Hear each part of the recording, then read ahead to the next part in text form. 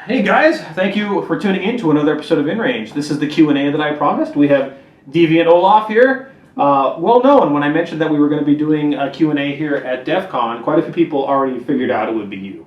Now, we've done stuff with you before, so maybe that's how they knew, but I know you also have a more prominent name than you think you have. I don't know why. Why on earth anyone listens to any of the shit that comes out of my mouth is beyond me. Because you do very cool stuff, that's why. You have some epic videos on YouTube that we should link to. About hacking gun safes, cooking food with a sous vide, traveling the friendly skies in different ways, and some of the questions here reflect some of that. You know, my mom found that video. Did she? Oh yeah. Awesome. Yeah, she gave us a ribbing at the wedding actually about it. I bet she did. Hey, why is this empty? Because you're one magazine behind. Tactical reload. Tactical reload. Well, let's get a little of that in there, and we're actually going to get the ball rolling, because when I asked for questions, I received over 150 questions. Wow. It's not possible for us to get through this. We have dedicated over an hour and a half of very precious time here at DefCon to try and get this done. And so we're going to have to cherry pick a little bit, and I've categorized these into categories, and maybe we can combine some to make it a little faster. So to not waste time, let's just get the ball rolling. By all means. I'm going to start with an intro, and I think this is just a good way to set up the actual conversation from Michael R. I don't currently have a question, but I wanted to thank you for putting together this Q&A. The tech firearms rights crossover is extremely exciting to me, and I can't wait to see what you have in store for us. I think that summarizes a lot of InRange and this conversation in general, and the DefCon shoot. Yeah, that was probably one of the first times we met in person when you were at an earlier DefCon shoot. Years ago now. Yeah. And you know, you kind of asked the question of this crossover between tech and hackers and guns. And in fact, Tim, the fellow who used to work for Vice, he asked a similar question. Tim Pool? Yeah, he was a good dude. And the answer I give, it's sort of tongue-in-cheek, but it's really true. The kids who grew up to become part of the hacker community were usually ones who were dissatisfied with the finger-wagging sort of authority figures that would say, well, do it this way because that's the way we've always done it. You know? Well, why do I have to do it this way? Well, just because. And if you're of the mindset that says, well, I need to know why. Why can't I put this piece in on the left side of this box? And they say, don't, you'll break it. You say, will I really break it? Well, let me take it apart and see why. And maybe I could make it better, and then I can put this piece on both sides. So the kids who were not happy with a lot of their teachers, I had wonderful teachers at times, I had bad teachers that don't like a lot of their interactions with certain authorities, not only grew up to become hackers, but usually have this sort of ingrained libertarian, small L libertarian streak that is nascent in them, which is why they're questioning authority. So being hand in hand with that, the idea of, well, don't have guns, guns are bad, that's not going to fly. If it's something that's technology and you understand that technology is not really good or ill, it's what the user wants to do, what the user's intent really drives most of it. To me, it's natural, the idea that, Tim said he expressed surprise, but people were saying, what, there's guns at DefCon? I thought DefCon was hackers. Aren't they all a bunch of, Hillary liberals or something? And I said, really? What hackers are you hanging out with? Yeah, well, hackers across an entire spectrum. It's such a broad thing to define. And hackers in the media, the old media, which I have a real bone to pick with, is usually used as a divisive and negative term. And it's not. Hacker is someone who wants to understand and grok technology in a way that others are not willing to spend the time to do, and master the technology to leverage it in a way towards their advantage when they need it. Absolutely. And there's nothing wrong with that. Yeah. So it's interesting, you touched on some of these already. So let's go with, I'm gonna ask a few of them in a row so I get the names out there, and then we'll touch on it. Oh yeah. Anthony B, do we think that there will finally be a eureka moment for folks who are very pro-privacy / pro-First Amendment, but are anti-second? Which I think are the people Tim was expecting to look for today, or the other day. Basically, will they come to their senses and realize that there is hypocrisy in being selective of the rights they support? Okay. I'm going to combine others. That one's a good one. So that one, it depends how nihilistic or negative or fatalistic your view of the long run of history is going to be. And I don't presume to speak for you, and you'll have your own thoughts on this, but I think a lot of people, and you might be in this vein, say, yes, there's inevitable, in most societies there are a number of aha moments about rights and freedoms, but they always come too late. A lot of people. We shouldn't have done that. When people are shelling your neighborhood, that's a pretty good aha moment. Yeah, sure. But shit's way too late at that point. So is our society set up with enough checks and balances that we won't actually have a police state, which I think is actually not as likely as some people in the hacker world think. I think we are very good at self-correcting in a lot of ways. But for some very diehard, let's say, I grew up in New Jersey, tri-state area. I knew a lot of people, and I dated a Chicago girl for years, so like plenty of people in Chicago that just very angry cocktail party shouting. Yeah. Well, I think those type of people ever go, oh, egads, and have their aha moment, and that maybe I should have had allowed, some guns in my home. I like to think they will. First of all, I like to think they will just because of people talking. Yep. And more, that's why we run the shoot, to expose people who haven't been around guns, to expose a lot of foreigners who would never get to handle guns, to expose new people to guns. What's the best way to make a gun person out of a non-gun person is take them shooting. Wow, you're actually ruining my video I'm doing about the DefCon shoot because you're saying it almost identically the same message. But that's because you'll have much better coverage. No, we're on the same wavelength, and I think that's the point. So that's one type of, that's what we'll call the slow burn aha moment. The more impactful, oh shit aha moment.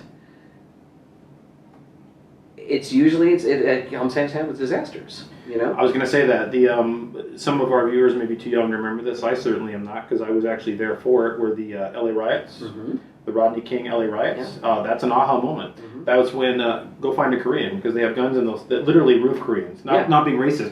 So that's a real term. MMCA, he's here. He helps run the Tamper Village. He runs Layer 1, the HackerCon in LA. He went to his house and he was the one kid in the family who had all the guns. And he is one of the family members who was arming the Koreans on the roofs, who were, marking themselves with white headbands so they knew who each other was. And yeah, he lived through that, and he talks about aha moment. Another aha moment is how some, not all, and this is something we need to clarify, how some authority acted post-Katrina. Yeah. Not all of it acted that way, but some of it did. And that turned into a real debacle. In fact, I've got some videos in the queue that I haven't released yet because they're pretty spicy. Maybe I will get there eventually. You never ever want to hope for, bad weather, natural disasters. Like they're awful, and people lose their homes and their property values, or lives. That's true too. Small pockets of societal breakdown could be.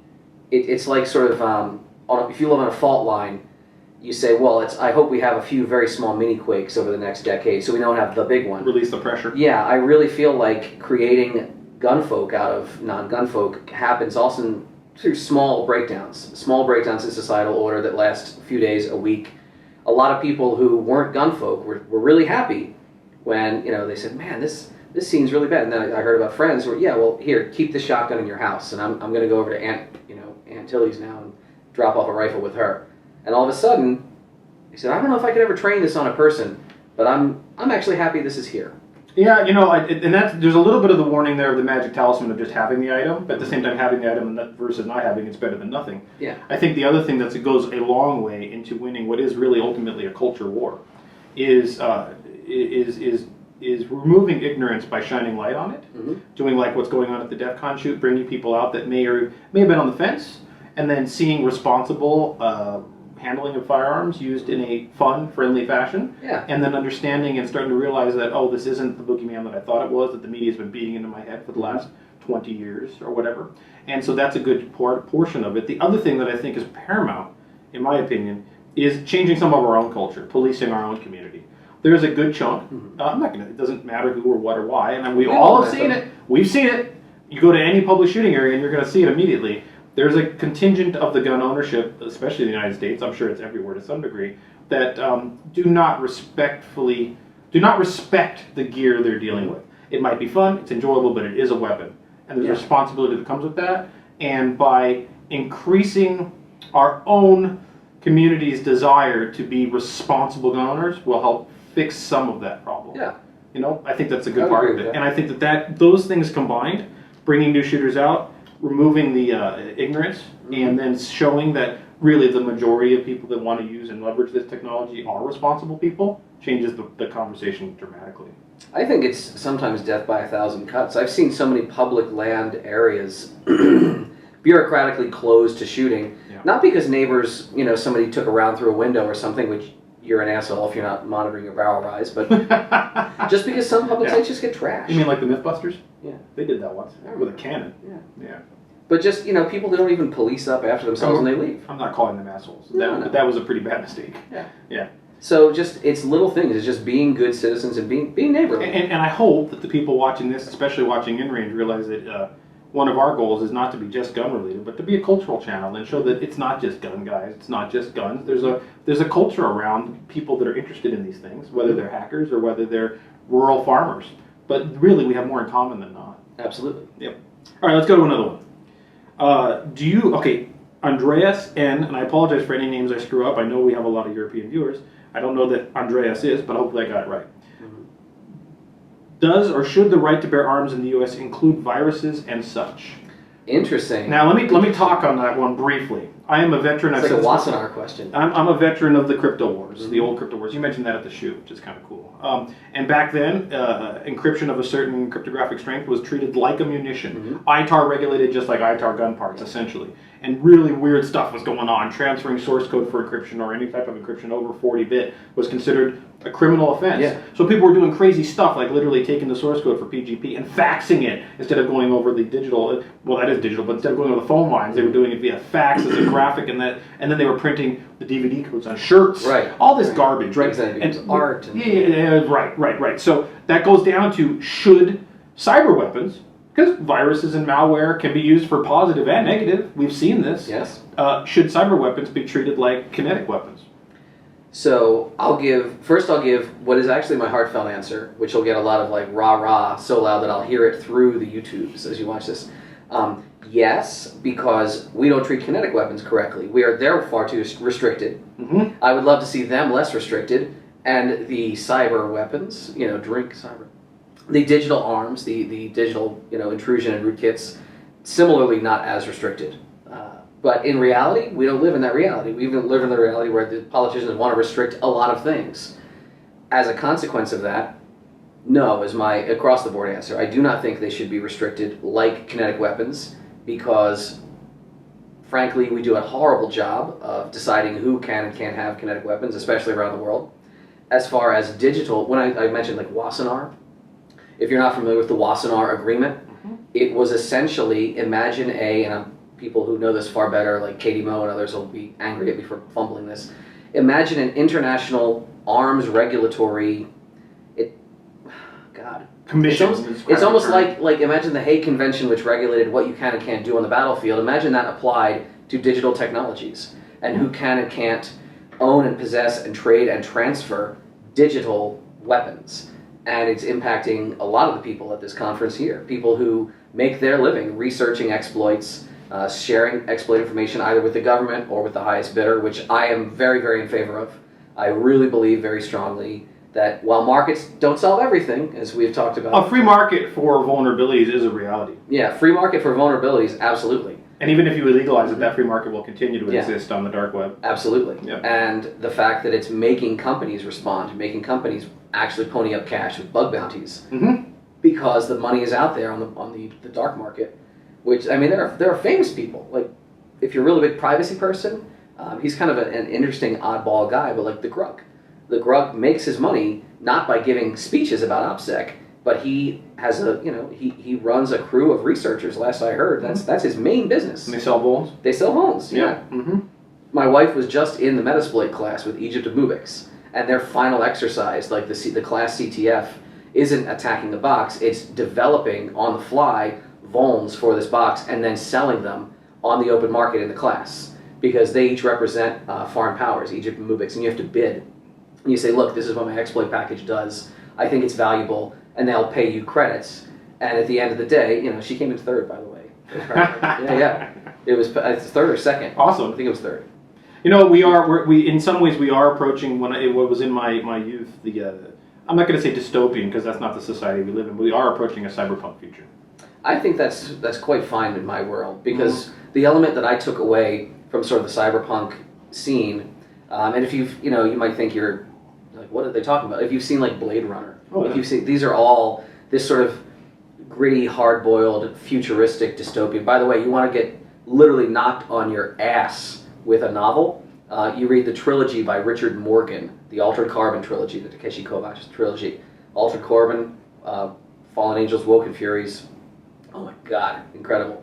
So what I took away from that future, though, in these fictions, is not a future of filth and despair and suffering. I took away the idea that the future isn't a police state where the government has all control. It's a future where the government just can't maintain control. They just lose the control. That's far more the reality than and not. I'm far more fine with that, because I will always trust other people more than I will trust people of a differential in power level to me. I agree, but there's always going to be power structure above you. You'll never get rid of it. And so in my opinion, this is one of the things I talked about in the net neutrality video. I didn't talk about it as specifically as this, in that it's in our best interest to cause a quagmire between the different power structures. You don't want an all-powerful church, you don't want an all-powerful corporation, and you don't want an all-powerful government. What you want is all three of them to fight amongst one another and let you go play in the field. Yeah. Oh, they're busy. Yeah. Cool. Right? Because those guys are always going to exist unless you live in Somalia, and that's a whole other problem. Right? But the reality is, even there's warlords. Yeah. So you guys go fight amongst yourselves.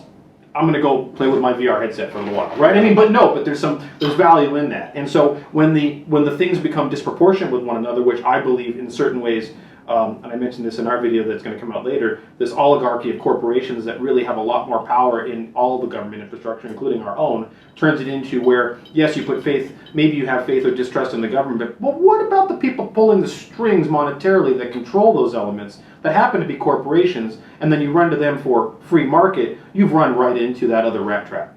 We've gone so far down a rabbit hole that you got some angry comments in the net neutrality video. So many people are thinking we're conspiracy nutters, and I'm not. We're 10 minutes into this video. Well, that said, it's like, you know what? I also grew up, and let me tell you, you pointed out a book. I'm going to point out an old TV show, and I can't believe it existed, because when you watch it today, you're like, how did this get on the old mass media? Max Headroom. Oh my God! How did that exist for even one episode on regular TV? Oh yeah. You watch it now, and I'm like, yes. And the original indie film that spurred it. Like, how? Oh yeah. How? Let's move on to another question, because we're going to run out of time. This one's an easier one, and maybe it's easier for you. I would find it hard. Jacob R. Are there any particular schools, degrees, certifications that are best for someone looking to get into InfoSec as a potential career? Absolutely. Okay. So there's the, how do I put this?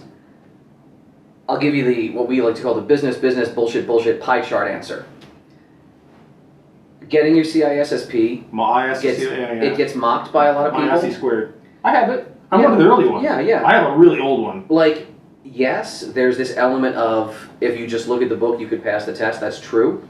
But I'm not even sure that's true. There's quite a bit of philosophical thought in that test. If you're ingrained enough in it, but there are training programs out there that teach the test and try to say, well, I know the industry doesn't think this, but this is what the certification. That's corruption in a way. In a way, but I don't think it's a complete joke. Yeah. I don't think it's... Let me tell you, and this is... I've watched people get amazing job offers or they're up to the next salary. So you're putting your first pawn down on the ISC squared CISSP. As a do not dismiss it out of hand statement. And do we all make fun of CISSP as a cert? Yeah. Kind of. Let me back your play a little, and I think you're right. And the reason I'm going to say that is I worked in the security industry for a long time before I got my CISSP. Although I got one of the very early ones. I mean, I have a very low digit number. I don't remember what it is on top of my head, but it's old.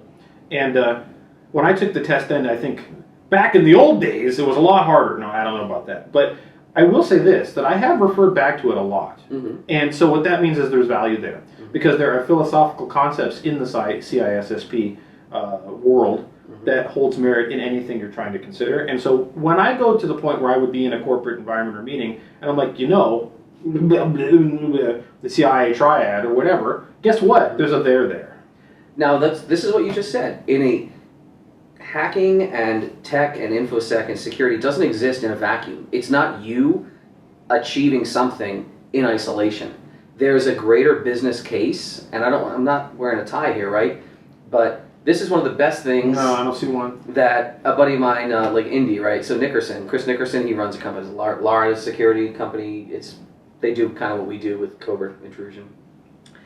And I think he in a talk, he described, you're laying down, oh my God, this client, I told them I found all these things wrong, and I broke all this stuff on their network, and they didn't care. And he's like, that's the reality. Here's what people at the C-suite and at the brass level of a company will say. Say, oh, you found all these problems, and you did all these things. You're a badass, right? You didn't tell me in this whole report here how this is going to make me look bad or cost me money. That's the two things Because that's what that they care about. And corporations are not immoral. Well, some are, but in reality, they're amoral. Amoral. They act generally in their best interest, however they think is in their interest at the time. Mm-hmm. And releasing exploits or vulns in their network like that don't necessarily do anything but make you just look like an annoyance. Right. And they don't really understand or correlate the actual risk. Or, let's be completely honest, in an amoral environment, they'll do a mathematical calculation and say, okay, if we lose all of this PII, intellectual information, it's going to cost us this much in a lawsuit, but it would cost us much more. But to patch this stuff is like really hard. Yeah. And the reality is, even if we patch it, you'll find another exploit, right? Yeah. Okay. Well, screw it. Let's just put some money in the kitty and not worry about it. So that's where the CISSP comes in. It's not just you are doing technical things. You're doing technical things that you can explain across that boardroom table, and being able that's how you affect real change. You know, you don't affect real change by dropping leak payload and being like, look, I got shell on this box. Poosh. Yeah. No one cares. Get out of here with that If shit. you actually, though, Yeah. but the real answer, I'll give the second part of my answer, and it's much smaller. OSCP. You will talk to, if you want to actually be respected by the people who are hanging out, by all means, Larson, you know. Keep going. By people who are hanging out at events like DefCon, not just Black Hat, but like DefCon. So the OSCP is the one certification that involves actually writing exploits in class and submitting, attack code, and you're really put through the ringer. I'm pretty sure Tara is going for that, but she, her schedule's so freaking full. So CISSP and OSC. The OSCP, and someone will correct me in the comments if I'm wrong, but the OSCP, if I'm getting the letters right, that is the most hardcore cert that everyone cares about. You'll be corrected if you're right too, so don't worry about that. That's all right. We're going to get increasingly more interesting as we go on through this conversation. Yeah, we're doing fine. I agree with you on those two, and I would say that there are some to be avoided, and this is not to offend anyone in Microsoft land, but at one point, I don't know if they still do because I didn't bother to look into it, Microsoft was going to have their own security certification. Mm-hmm. The questions on that, I looked at their test exam, and the questions were so ludicrously stupid that I decided it would be a demerit to have this. So, for example, this is way back, old school. So, you have a multi-home server attached to the internet and your private network. Okay, the first part of this question is no. How do I say no to the question? How do I just turn this off? But that was the question, premise. How do you secure the server? And the answer, according to them, was unbind SMB NetBIOS from the publicly facing interface. Holy shit. That's your answer on your security test? And Microsoft was promoting that as a certificate at one point. Wow. So you have to be MCSE or it was security, their specific MCSE security plus, I think they call it. Okay. Or something. Yeah, oh god, security plus. Oh man. Yeah. Dude, that question, I will never forget that question because it was evidence to me of like, there are certs that are worse than not having certs. Mm-hmm. And that was one of them. I looked at this, I'm like, I'm not getting this if you pay me to get it. EC Council, the freaking, what do they call their hacker cert? The Certified Ethical Hacker? Oh yeah, certified ethical hacker. Don't put that shit on your resume. Your resume will just get round filed. And don't use an @AOL address. I'm not kidding. That's a real thing for me. Oh yeah, people are email snobs. Now it says something. If you're applying for an information security role in a corporation, demand whether it's the backbone, a boring ass bank, or something cool. The reality is that someone like me, or you maybe, are getting the resumes to do a review. Mm-hmm. And I'll tell you, you get this pile, and you start looking through it. And I'll tell you, the first thing I looked at was the email address. Email addresses, and this may sound weird, email addresses where people have a vanity domain, go to the maybe better pile. Email addresses that are on Deviating.net. Yeah, exactly. I have one too, but I'm not going to mention it here. Email addresses that are just Gmail or whatever. I'm like, oh, yeah, cool. Email addresses that are at AOL. Hotmail's kind of there, but Gmail. Hotmail, that's reaching into the past. AOL. When you see that come across an information security resume, I don't care what it says on it, because that's just not the guy. Yeah, it's just not. What hacker has that except for the lulz? Right. Seriously. That would be funny. Yeah. This is also one of the problems you have when you're submitting resumes or stuff into a corporate environment is that there's this either automated or semi-automated, or it might as well be automated because the HR person is a complete drone that has no idea but keywords. And they sit there and look at these things and they're like, oh, this guy knows every technology we're looking for because he put it as keywords on his resume, whether or not he knows them or not. And so therefore, match, blink, and it shows up on my desk with an @AOL email address. My wife, long before she was my wife, Tara wrote the book Women in Tech, which was based off of and built very heavily on a series of workshops she did that weren't just geared for women, but it was geared for anybody trying to break into InfoSec and InfoSec Unlocked. Yep. She works with InfoSec Unlocked. And it's nothing but guidance on how to formulate your resume. It's a series of hacks to get you past the bullshit automation first tier, barely human set of eyes, and then have that the rest of the conversation comes after that. Because if I don't know our whole audience, but I'll tell you right now, this is my opinion. Everything in the world and all life is a hack. It is. It's all one giant game. Oh yeah. Everything. Doesn't matter what it is. Just like when you saw how mad it was down at the lobby, right? Yeah. She went downstairs when we came in last night to get the room that actually we're in, which isn't really even any of our rooms. This actually isn't my room. No. But so she walked up to the platinum line. Yeah. And I was like, "You got this, right?" She's like, "I got this." And she just walked up with purpose. She social engineered the fact, because normally if you're in the wrong line at the posh hotel, "Oh, excuse me, you gotta wait, you gotta fuck off over there." And she said, "Hey, no, she did the thing where I got this valet ticket, so I'm already here, but this, and actually, can you also check me in with this other room, because my company," and bam, and we were out of there in 30 seconds. And this is going to sound really bad. We were in traffic once, and a person next to us trying to merge, it was like construction-related traffic. Sure.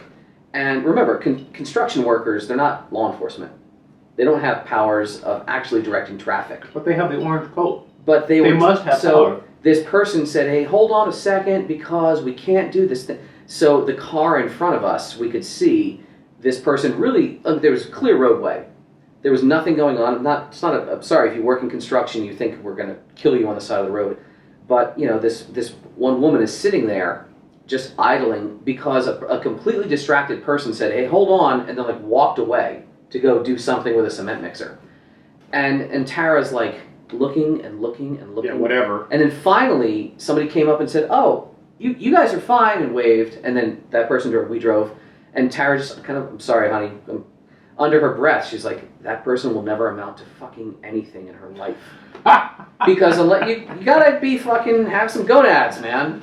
Go at it. Make life be what you need it to be. Yeah. Conform the road to your world. Everything is a hack. Everything is a hack. Everything is a hack. Everything's a hack. And if you ever want power in the street, just put on an orange coat and have a cone. Oh yeah. You could jack the world with a freaking orange cone. You get two people with matching outfits, even if they're very out of place, look purposeful. This is one of the funny things that I find that's so hard for people to understand, is that you can really shape will by just manufacturing whatever you want it to be. That's pretty much my job. So. I know, but isn't it funny? Let's move on. We're a half hour in and 2 questions in. Hey, you know what? We're not going to get through all 150. That's I apologize right. to our Patreons. Oh, I'll do this in however many stages you want. Well, we'll do stages, I hope. Time at DefCon is precious. That's okay. This is way more rewarding than most of the things I could be doing right now. I could be downstairs overpaying for drinks in a loud, smoky environment. Or I could be up here. I didn't pay anything for these. I'm sorry. Anyways. You know what? You are known for physical security stuff. So Sure. I'm going to skip some of these right now, and let's jump over to some of around. that. We'll jump around, which is going to make it hell for me to edit, but that's okay. All right, physical security stuff. Philip, what is the best security upgrade any homeowner can implement / add to their home to deter break-ins while absent? Maybe something not too expensive that is often overlooked. Let me get my answer real quick. Sure. Oh, by all means. Super scary dog. Mm-hmm. Seriously, a super scary dog is real easy. Yeah. But what do you got? So in line with that, and it's kind of like, you know how people say, never rely on the racking of a shotgun, because that's a false show of authority. But the dog thing, you can go down to your local pet rescue, not get a dog, and say, "Hey, do you have any really just mangled and destroyed dog toys, or even better, dog bowls?" Put a couple of them in the backyard and the front yard right by your door. I guarantee you, we're talking low-level street criminal, is going to look at that and be like, nope, moving on. By the way, is the majority. Yeah, plenty of them. Yeah. Now, is that the only line of defense? No. We're security professionals. We understand the defense comes in layers, right? Mm-hmm. The other defense, and again, I'm giving the answers that this person's not expecting. Was it Matthew? I'm sorry? Philip. Philip's not expecting me to give an answer. The next answer I'm going to give: make really good friends with your neighbors. I move a lot. I've moved many community? times. Yeah, Are you saying community is a defense? Community is completely defense. Okay. I've moved a lot. I'm never home. Tara and I are gone a ton, but all of our neighbors know us. We she's very insular. She's moved even more than me, and she doesn't human. I could see. I see her as a private person. But when I moved in, I was like, hey, let's see who's this person next door. I think he helped me unload like a giant table saw one night. I was like, hey, you and your wife or girl, who was that? Oh, your daughter. I see her walking. Yeah. Why don't you have drinks with us one night? Goes a long way, doesn't it? Yeah. Yep. And now we tell companies this too. Like, find a way to make the people you have around you other sets of eyes. And that same holds true at home, man. They're intrusion detection sensors. They are. Yep. They absolutely are. Animals are great. And Animals are wonderful sentinels. In the right state, wow, this is getting me already. In the right state, they might be an IDP, not just an IDS. But yes. Yeah. So, but no, to drive to Philip, right? To drive to his, if you want something that is not meat-based security, pick the most important things in your house and make sure that they are inside of a very nice safe. And that's really going to do it for you. People, because I get this a lot as a lock picker. People say, "Oh, what's the lock you have?" I'm like, like Schlage Primus. It's a hard lock to pick, but like there's exploits for it. The guy on our team, Drew, like he can nail Primus. But like, I'm not expecting someone to f around with my lock. Someone's gonna smash the door or wrench the door or throw bricks through windows.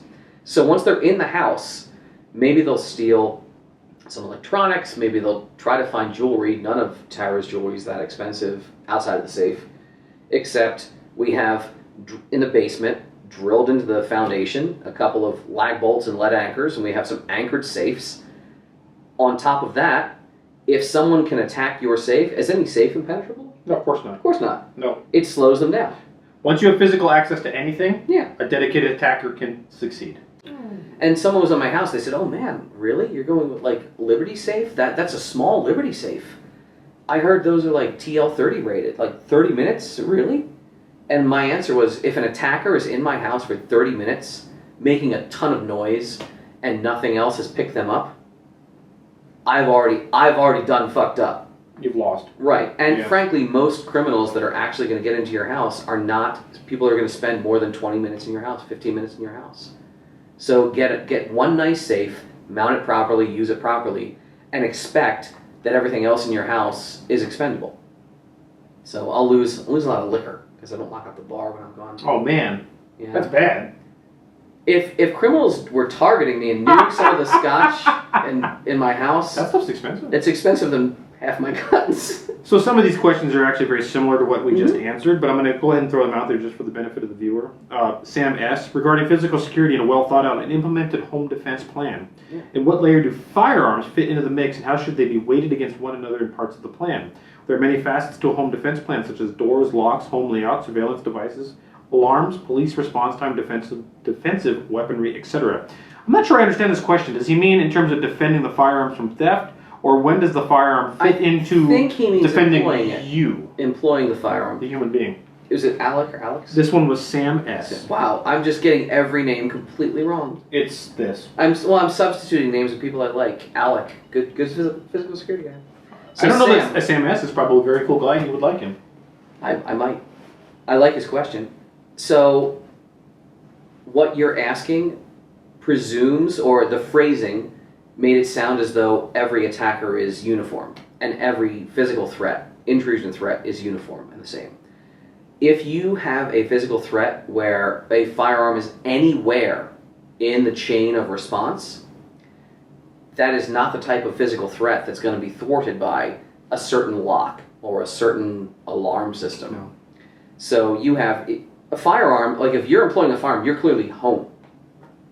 And if someone is in your home... In this instance, it could be a concealed weapon, but yes, in this instance, this is home. If you're clearly home... This is castle defense stuff. Right. And if someone knows you're home and they're still in your house, they're a unique brand of bad actor, at which point their judgment is probably highly impaired in the fact that their decision tree is saying, oh my God, basically, if you're a homeowner and... They're either very good or very undrugged. If you hear downstairs and you flip on a lot of lights and you say, hey!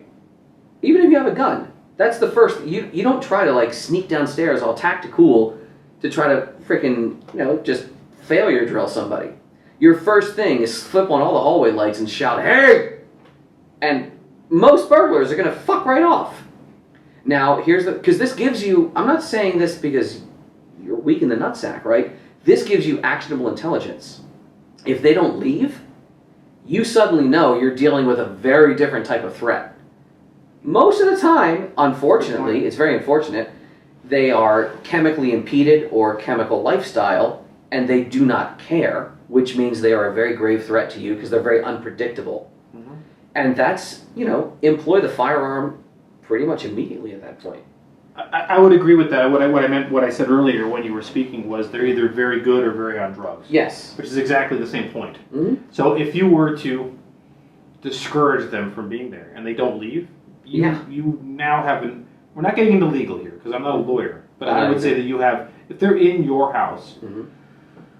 it would be hard to argue that they're not a potentially lethal threat, especially if they don't try to leave. If they don't try to leave, yeah. And it's a shame that you're most likely dealing with the inebriated category. You're dealing with people who are not of sound mind. And I don't know, everyone's living conditions are very different, wildly different. But if you have someone in your home and they do not belong there, and you have announced yourself, if they understand that they're detected and they haven't left, frankly, employ every means you have. And I personally, and this is not for everyone, I have escalating means. I would initially, well, frankly, you're I think, in home, you're a little more of a pistol guy. You're less of a shotgun guy. No, you're a shotgun guy? Rifle. Rifle. You go right to the rifle. Yeah. So my first thing is shotgun. And I'm not going to, giving you pearls here if you're going to break into my home, giving you tactical advantage. So the mag tube on all of the 590s in our house, which there's one under my bed, there's one under Tara's side of the bed. The first round is rubber buckshot. Not only that, but I'm going to loom somebody with a strobe. We've had this discussion. Yeah. Yes. I added a stock. Okay. Did you? I switched it out. I added a stock. Was it because of the InRange video? It is. Because I went to the range and I tried some of the quick drills that you did. It sucked, didn't it? Well, I was striking targets, but not reliably enough to make me happy. That's the problem. You can do it once in a while. Yeah. You know what You know what does not happen? What? On the clock or when you're trying to defend your life? Mm-hmm. That lucky shot. Giving yourself any advantage, being able to shoulder up and snug. I think that's one of the more important videos we've done, actually. It's wonderful. Yeah. It's absolutely wonderful. Thank you. So the first thing I would probably do is loom somebody up, and I can also strobe, which, by the way, if you're dealing with a druggie, their rods aren't firing hard, so you're going to possibly knock out all their vision. The first round I cycle is actually rubber buck. So why? On the off chance, because I live in an urban environment, a semi-urban environment. I'm on the edge of Seattle. We're in West Seattle. Giving away OPSEC here, hard. I've lived in West Philly, Western Montana, and West Seattle. I'm just going west. Keep going. Forrest Gump, I'm going to hit the water. Eventually be so far that you'll be in the east. Yeah. Yeah.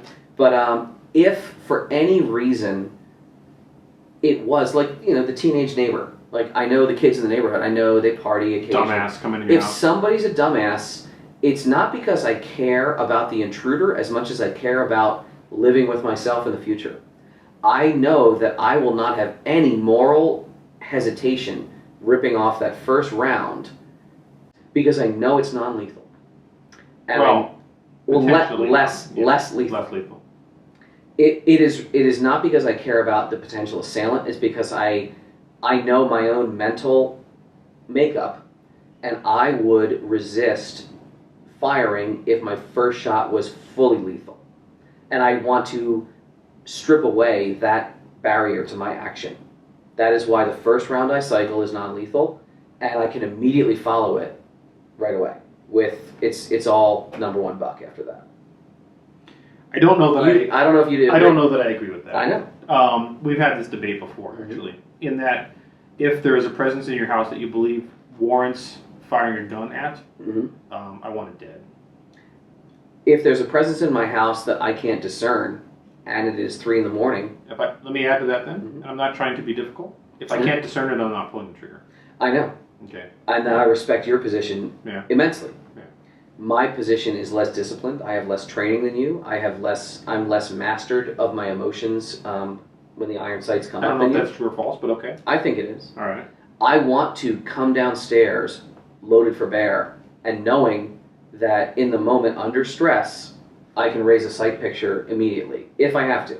I would say this is an interesting difference of opinion that's worth having and merits a debate. Oh, I think we're going to see that in the comments. I'm sure. We will see. People are typing right now. They haven't watched the rest of the video. I always say already this. Yelling at us right now. I'm already in my cups Caps here. lock is happening. Already in my cups. Yes, caps locks are.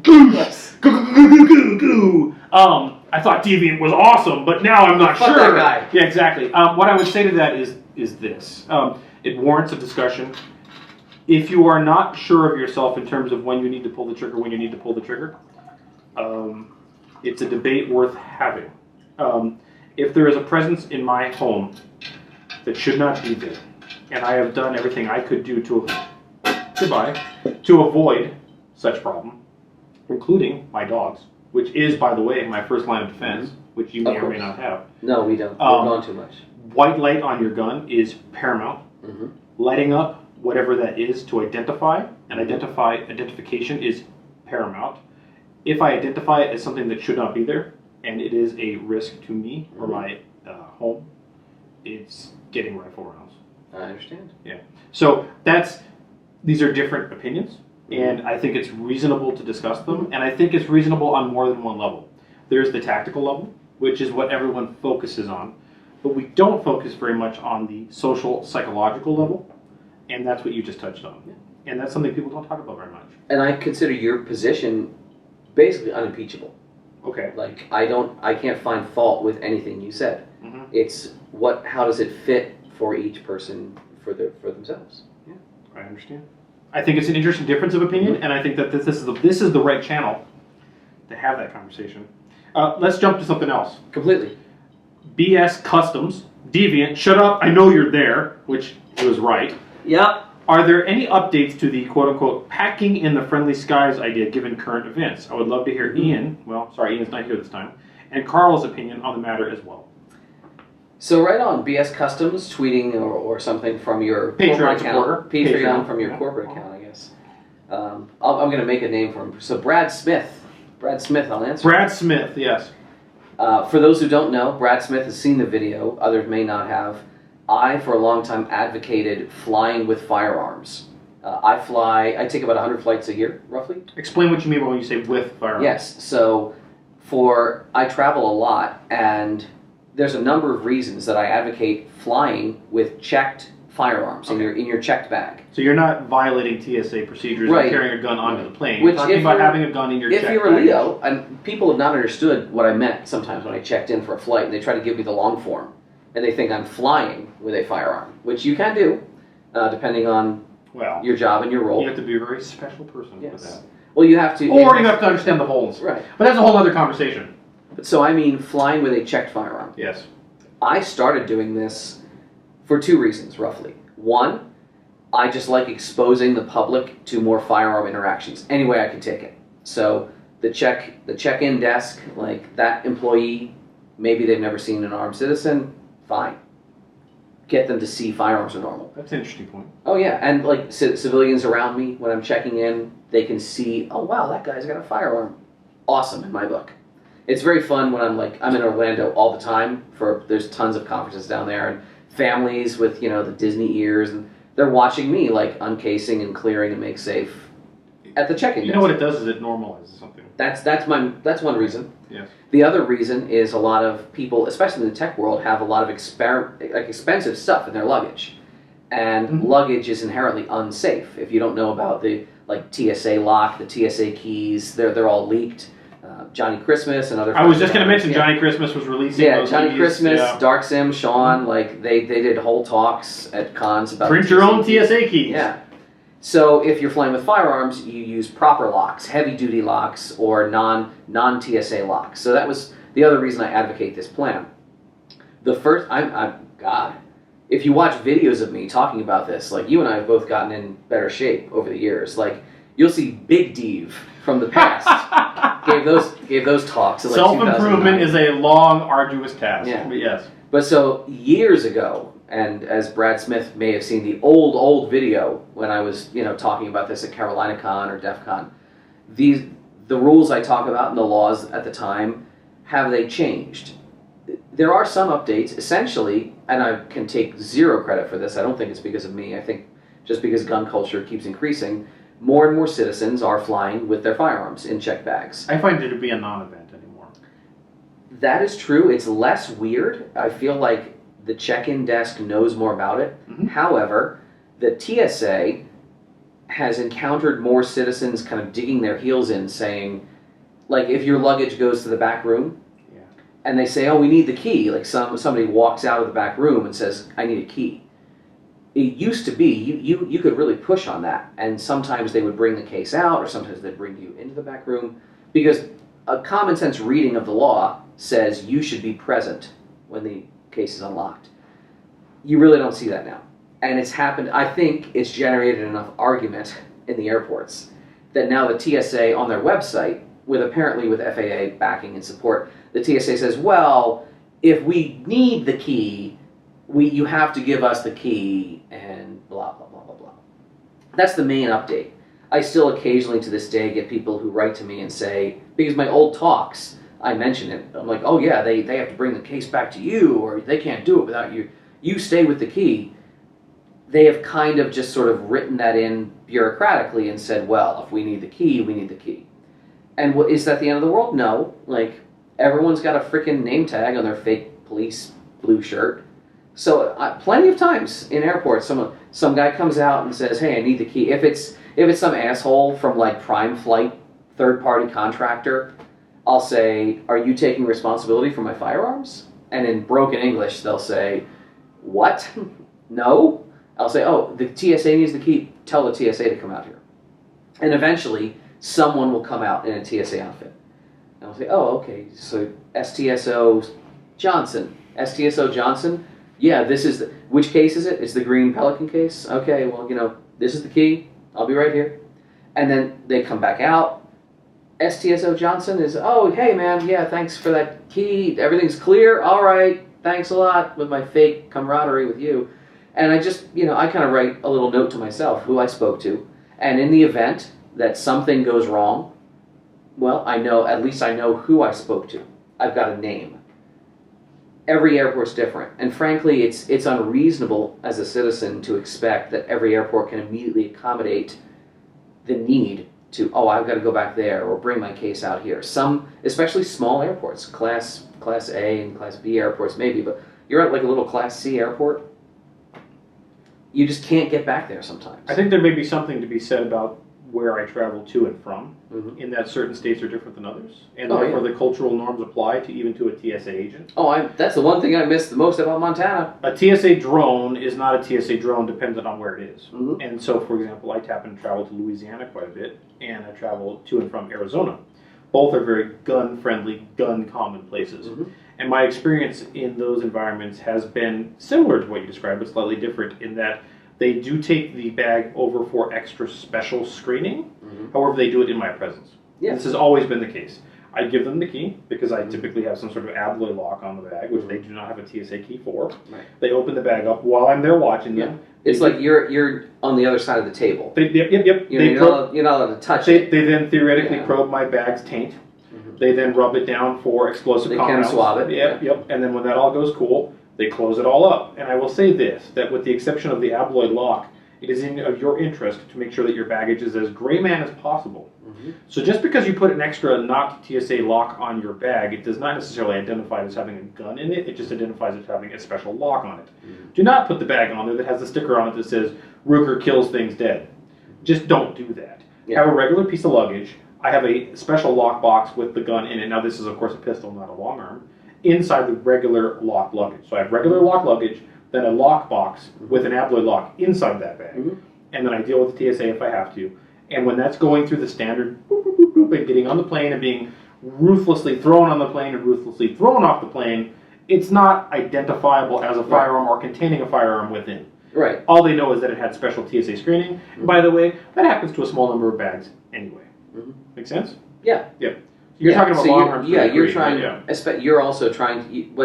You're trying to be anonymous to the rampers in the back. That's exactly right. Exactly. When they take a ballpoint, not always, but usually. When they take a ballpoint pen and stick it into the zipper and pop the zipper. And pop the zipper, whether there's a lock or not, that lock on your zipper does absolutely jack shit. And then they go and pull the cool stuff out. Yeah.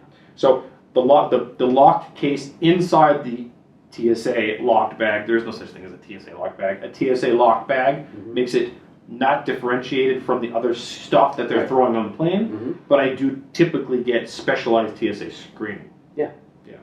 Yeah. I think we're similar, Paige. We pretty much are. Yeah. And the box with the gun in it that's in the bag, that's got the Abloy on it. Yeah. That's different. And Delta's doing a whole separate. I fly. I never fly Delta. Oh, I switched when I moved to Montana. They have better routes, and I did a challenge. I was 1K on United most of my life, and then I switched. Now I'm Diamond on Delta. So Delta's thing is they put a giant tag next to your regular luggage tag. It says "Care and Give Protection To," which tells everyone it's a gun. Fantastic. And then they don't. Well, Delta doesn't deliver it to you on the carousel. The rampers are supposed to put pull it in the special. They take it. Well, not even the special area. They take it only to the baggage service office, and the BSO will only surrender the bag to you after they have locked the bag. You know how they secure the bags?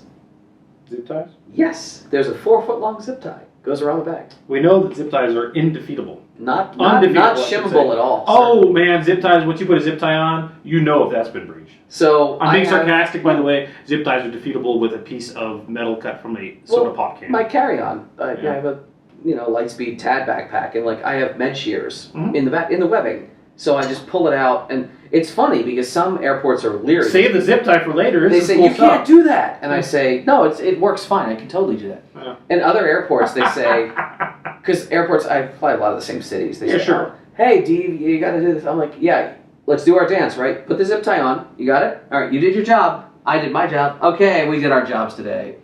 And nowadays, and I'm sorry, Delta, if you're watching this, a lot of rampers and a lot of BSO staff, they know me, so they'll haul these pelly cases around, and the guy with the zip tie is like, are we doing the thing?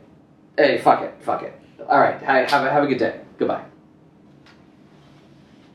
There was other questions of that ilk, but I think we've addressed that sufficiently. Yeah, sure. So we can loop back through. We're going to do more than one of these, I bet. I think we are. What's next? What have we got? This is, by the way, I didn't even say how honored I am to just be talking with you like this and talking to your channel and your viewers. I'm honored to have you as a guest. This is really cool. And honestly, I'm honored to have the questions and the Patreon support that allows us to have the questions. Because this is great stuff. Patreon. This is really great stuff. I am very happy with the community, and I know that I don't know all of you, but the community that has developed around the core supporters of InRange. We've really, more you guys than us, have done a great job of bringing together very interesting people. Yeah. And while I don't know you personally, the questions reflect the type of channel that InRange is becoming. And I know that it's different than a lot of the other stuff that's out there. Yeah. And this proves it. I read the Patreon comments, and you can see it's a really amazingly diverse group of people. It is. And when I look at our very vague demographics, I'm happy to see what I see. So it's a very good thing. Right on. What do we got? Let's pick one here. So we got a lot of questions like this. Matthew J. How scary is... I'm going to actually do... This is what I'm going to do a few of, and then we'll... Group it up. Matthew J. How scary is the growing prevalence of semi-autonomous weapon platforms? David H. Was the Terminator that unrealistic? Not the time travel part, but the whole concept of technology and how it's taking or shaping our lives so much more as we move forward. Will it ever get to the stage where we let it do or control our lives or existence? And the last one from Michael B. Love your videos. Thank you. My question is AI a danger to humanity, like Terminators, like Bill Gates and Elon Musk think, or is this just fear-mongering to give the government its chance to control it by replacing restrictions and regulations on its development? Wow. Those all three are the same thing in a way. They're all speaking to the same topic. So in general, is there a concern, or should we be concerned, at the growth of AI and technology in a way that will actually usurp human dominance on this planet? And is the government a part of that, and should they restrict it? I don't feel that the sort of rise of the machines, AI future is the risk. I feel much in the same way that, for some old heads watching the shit, right?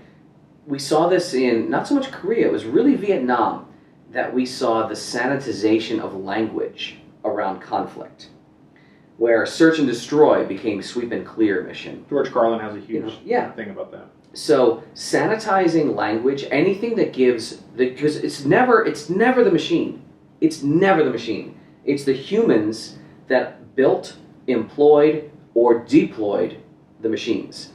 If they can sleep well at night, despite what atrocities are being committed on the battlefield, that's the political reality.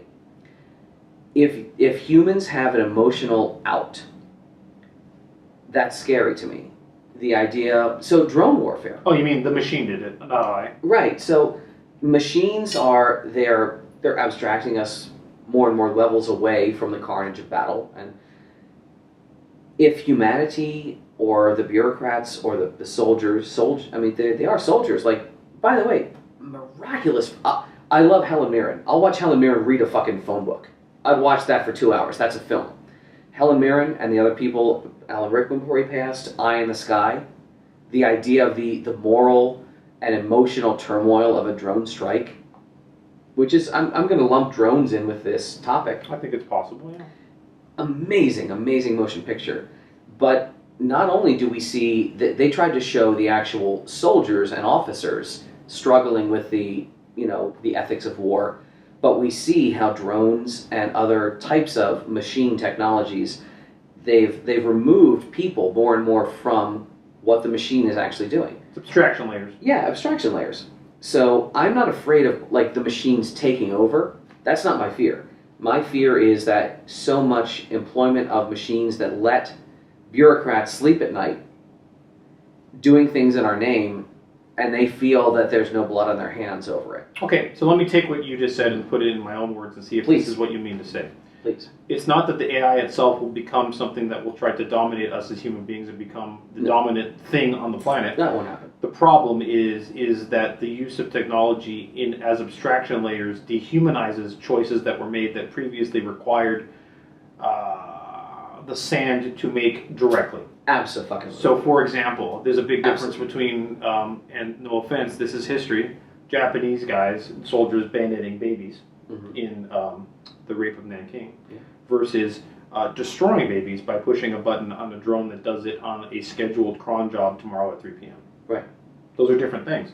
They're the same result. Same result. The same result. However, the Japanese soldier sticking the blade in required something different of that psyche of that individual than the person that does that, sets up the cron job and goes get some McDonald's. Because that doesn't exist in isolation. Yeah. That person lives with their act, and years later, as a wrinkled ancestor to other next generations, they'll convey that cultural guilt or the lesson learned. Machines. Well, they may or may not, but they are living with that choice for sure. Machines are allowing bureaucrats and other people very far removed from battle today to commit various. I'm not going to use the word atrocities, but they're committing various ancillary damage to civilian areas, and they're not going to have stories the way our grandparents had stories in World War II. And they said, "Oh my God!" People who ran bomber missions came home. Did this start? They were guilt-racked. People who are running drone missions today aren't going to tell their grandchildren about that thing. And oh my God, let me warn you, little kid on my knee. You know what? I'm going to take a hit. InRange likes to, or at least I think we try to, use historicity as a way to view the future. Mm-hmm. And when you were saying what you just said, made me think of a specific event, which was the Enola Gay and the dropping of the atomic bombs. Yeah. Even though there really was a very large degree of separation from what they did versus the result, and I'm not saying we should or should not. Mm-hmm. Everyone turns everything into politics. Yeah. Screw the politics. Let's talk about the human layer. Mm-hmm. The human layer of the person that maybe they saved millions of lives. I don't know. Right. There's a good argument that could be made either way. The reality is, this is a horrible event. This is a group of people that we need to put an end to this war with. Boop. Mm-hmm. City turns into glass and sand. Mm-hmm. Okay. From the sky, it looks like a mushroom cloud. Later on, you understand the reality of what that mushroom cloud meant, and you were part of the system that pushed the button that did that. Read Richard Rhodes' book on the atomic bomb. Yeah. Incredible. Utterly incredible. So the point is, even to the drone pilot that might be right here, right outside of Vegas near Indian Springs, doing things like striking an IMEI number of a cell phone to kill a known terrorist that might be a borrowed phone now held by a kid somewhere in Mosul. We don't know, but probably a terrorist phone. That's literally one of the targets. That's one of the target mechanisms they use. Oh, yeah. And in doing that, Do you walk away from that completely clear of that, and does the abstraction layer that the technology provides really indemnify you away from the psychological damage that's incurred as a result of pushing that button? I don't think it completely does, but I think it's definitely not the same. It makes it a lot easier. It's not the same as being in the tin can in the sky. It makes it a lot easier to do. Yeah. It makes it a lot easier than being the P-47 pilot that lines up his reticle and strafes a bunch of men in the field. Right. Yeah. There is a cost to be paid for all of those, but when it becomes just a button and a cron job, what does that mean? Right. That's my real nightmare scenario for the rise of the machines. It's not about the machines are going to supplant us. It's that the machines are going to make us so dehumanized that things done in the name of politicians and with the aims of politicians don't have the article in Time magazine 10 years later.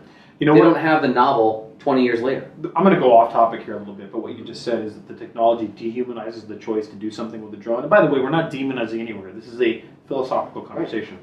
I would argue that when you look at some of the behavior on the internet, so for example, let's say a famous person that you don't like, his wife passes away from cancer. Do you post memes about his wife dying and why she should have? Or, I don't, but someone sure is. Or let's say a famous singer from a band kills himself in a suicide with a noose. This is recent. And the first thing that pops up is a meme about it, which dehumanizes the event. Someone was in a lot of pain to put that noose around their neck and kill himself with it. And the technology that we have, good and bad, leveraged appropriately or maturely, affords an opportunity for some people, for some reason, to dehumanize such an event and turn it into a joke versus the reality of what it was, which was some man killed himself, which is a sad event. Yeah. And whether or not, so there are certain circumstances, of course, in which a drone is used appropriately, and there are people that need to go because they are truly a risk or a threat to humanity as a whole. But when you're just randomly using it in a way that attacks an IMEI number that may or may not have collateral damage, I'm not saying that's right or wrong. I'm not saying that. What I'm saying is it makes it much easier to make that choice. Yeah. And some of the behavior we see on the internet today appears to be reflective of a slowly increasing dehumanization process. Technology and guns, which are both one and the same, really, require a mature approach. You don't want to be reckless with a firearm, you don't want to be reckless with an explosive device, and you don't want to be reckless with, let's be honest, the internet. Reckless turns into a scary thing, and I think we're seeing an increasing amount of that type of recklessness. Yeah. It loops us back to the small L libertarian and personal responsibility. It does. You have to be responsible for your actions.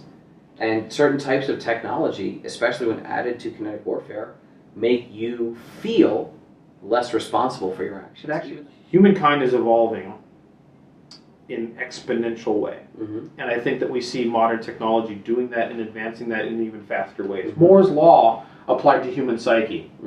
And the internet has been an incredible tool to increase the ability for us to communicate and do things like we're doing here today. And I think it's evolved mankind more than it's devolved us. But we have to be careful with what we leverage and how we leverage that technology to make sure that we maintain our humanity in the process of leveraging this evolutionary process. So what we got here is we really are running out of time. We have another half an hour. So what I want to do is ask another question or two, and we should be able to get those in that time. And we may actually do more of this. We might, yeah, I'd love to. So let's see here. Privacy, man, this is a mess. Jasper W.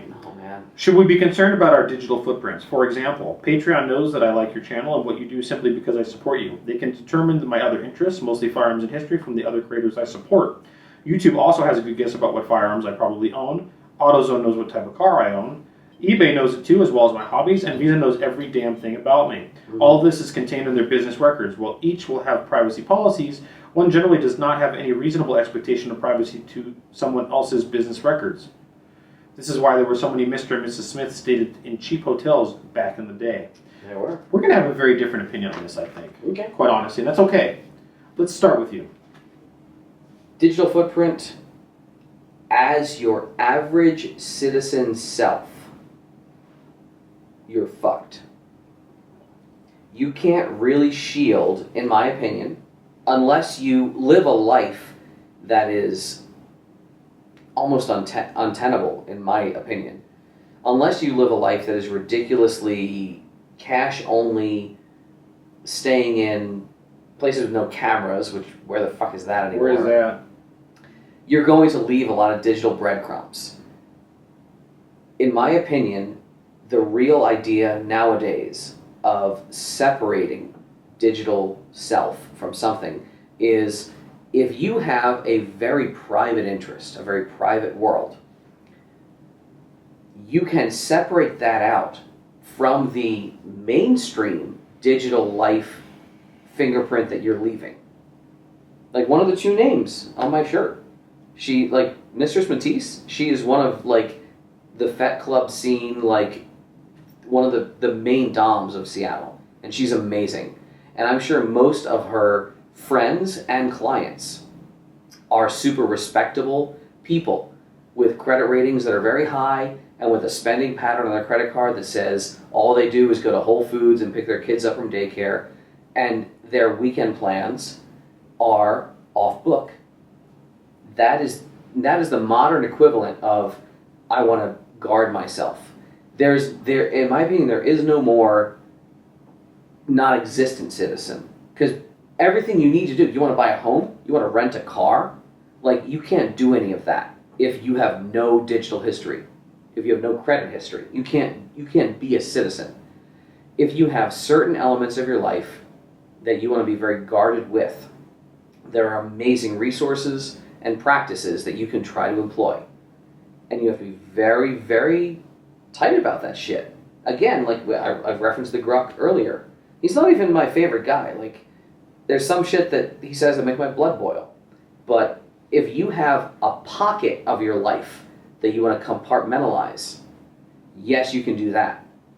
As far as having zero digital footprint, and like we sat and talked about, what property, is somewhere else, and one day, I mean, my wife and I, we love the idea of like having a corporation buy one of our properties out in the Badlands, and like it's very off book, and we could just go there. The amount, Deborah pretty much said, she's like, no, just fucking live your life. Like, you can't do that anymore. Unless literally you've paid almost as much as the house is worth to lawyers, and you're disciplined, like, because you want to go there once every 2 months or something. On the way out there, you have to turn your phone off, which is probably your GPS in your car, hours before you got to the house. And you can't buy any groceries in that house with your credit card. Like, the cost to having a little spot that's off-grid is so insane that I don't think, you might disagree with me, I think that's unfeasible. I think that you can have your modern life, and you can also have pockets of your private life that still remain private. But your actual, like, your footprint's your footprint. It's going to be there. Which is very different from, like, New ID in America. Like, there's a bunch of books that Delta Press put out back, and they were based on data from the 70s and 80s, and a little bit of the early 90s about New ID now and how to live off the grid. I personally don't think that's a thing anymore, but I would love to hear what you would disagree with. Actually, I don't, and I thought you were going to say something different, to be honest with you, based on a conversation we had a couple of years back. But in regards to what you said, I actually agree with that quite heartily. Mm-hmm. I think it's possible to compartmentalize something or some things and keep that out of the public view if you're very, very good. Mm-hmm. One slip-up will ruin it. Yeah. And I mean one. Yeah, one. And so, for example, you're a vegan that happens to eat Hot Pockets on Saturdays. Mm-hmm. So, the really bad ones with the cheese and the pepperoni, and that's a really bad crime. You shouldn't do that even, you shouldn't throw up. You shouldn't even do that if you're an omnivore. But if you're a vegan and you're doing that, you just don't want to let the vegan community know.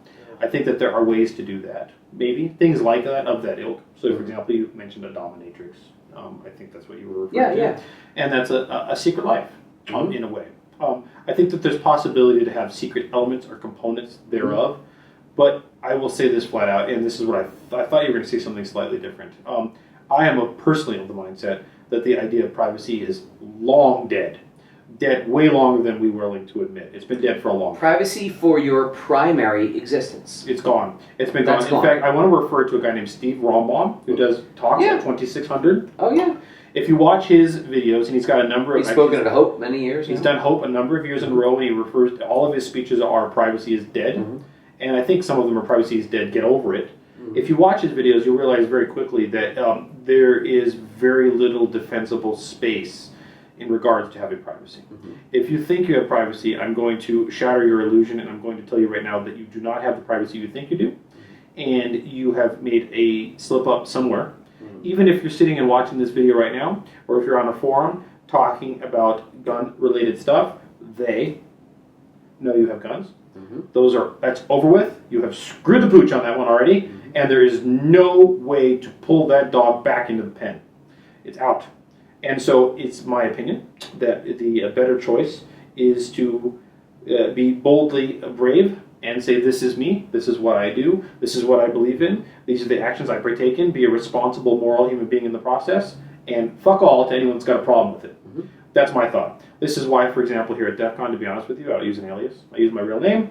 I use my real name with InRangeTV, and it's what it is. I don't care. Because I would rather live my life in sunlight than in shade, and I think it's a, as I said earlier on some of the other questions we have right now, or had earlier, it is a sanitizing element.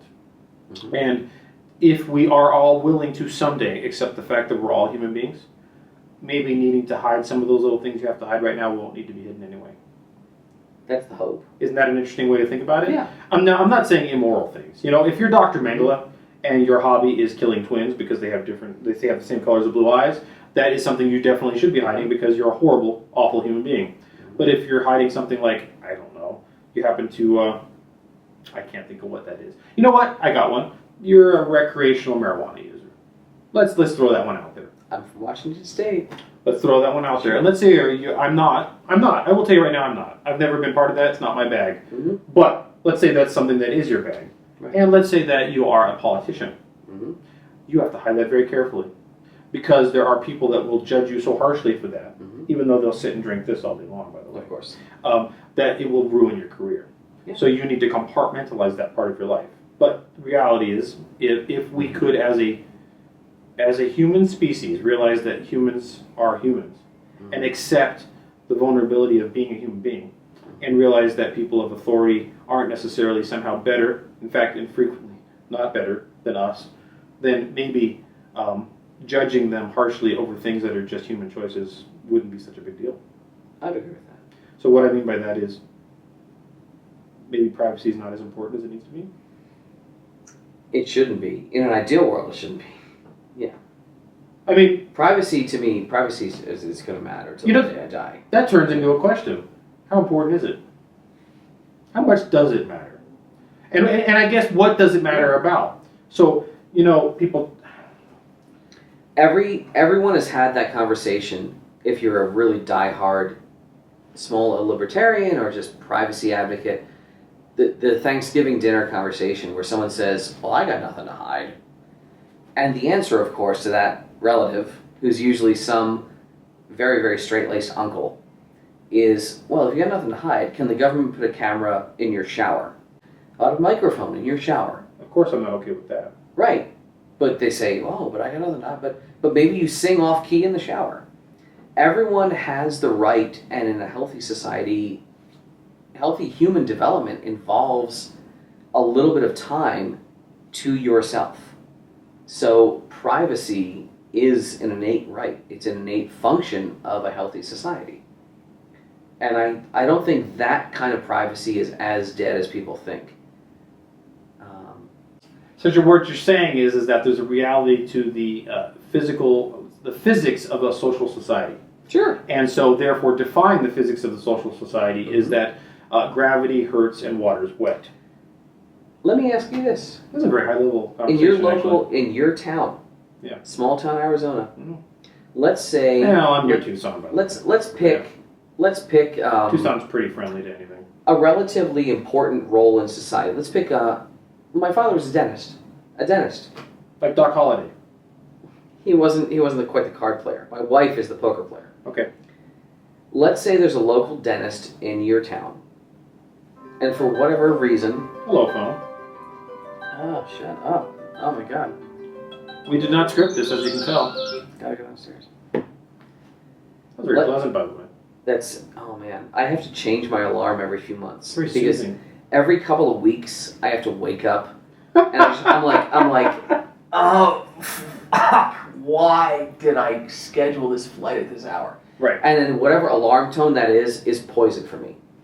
So because now that I'm going to associate it with... You have a Pavlovian response to your wake-up tone. Oh, it's terrible. Okay. It's terrible. So I've marched through all the quiet ones. This one's okay for me. So you were saying someone in the local community holds a local position of dentist. power. Dentist. You know, very outspoken Hillary supporter, let's say. And I didn't care for Hillary Clinton's politics for most of her political career. A business owner has the right in this country to his or her own political preferences, and I think there are societal consequences to being an asshole. Like if you're an outspoken racist and you lose business, or if you hate the gays and you put up dumb signs in your window, like private property, fine. You don't want to serve gay couples that come into your restaurant. Mm-hmm. Like, okay, that's your jam. I'm pretty sure you're going to lose business in the marketplace. In the current one, I think historically speaking, you may not have.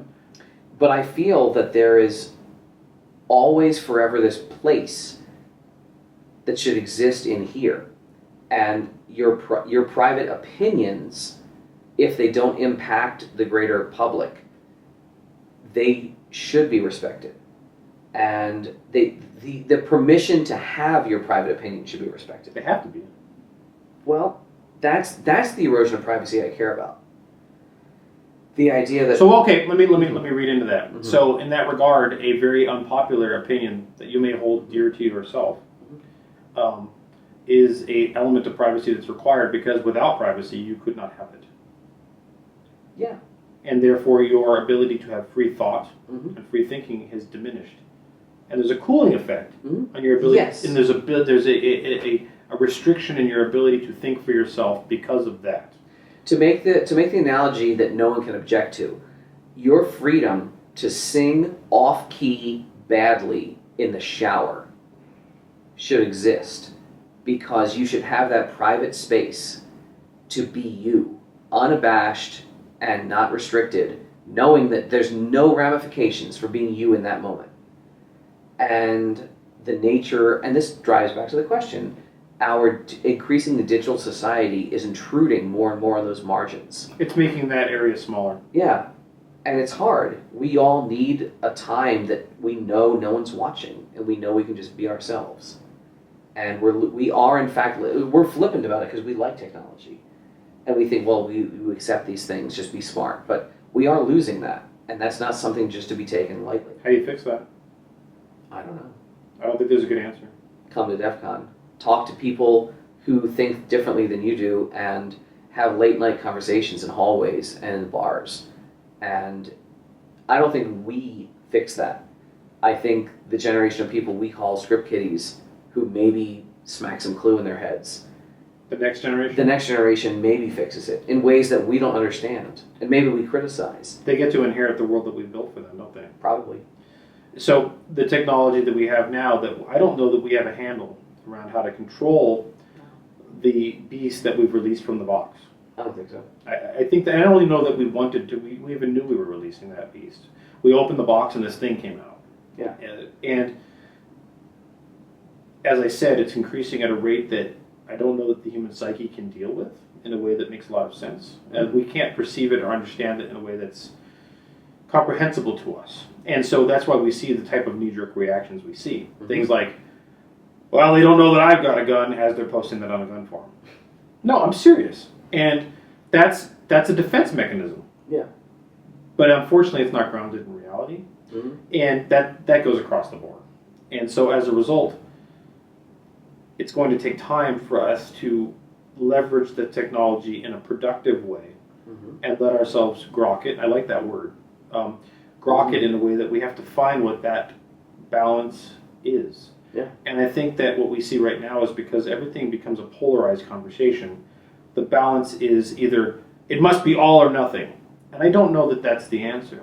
Because when we talk about, like we said just earlier, for example, where you work, the kind of stuff you do on the internet, that's all public knowledge. You can't prevent that. The stuff you buy with your credit card. But then again, the singing off-key in the shower, maybe that doesn't need to be the public record. It shouldn't be. And that's partially also... We all deserve private space. But that's also behavior, isn't it?